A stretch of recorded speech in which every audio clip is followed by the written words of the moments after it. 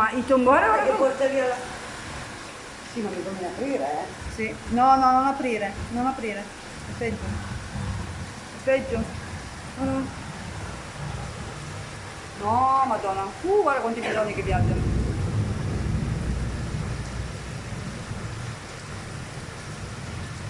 No, ma io una roba del genere non l'ho mai vista, perché i tombini non funzionano.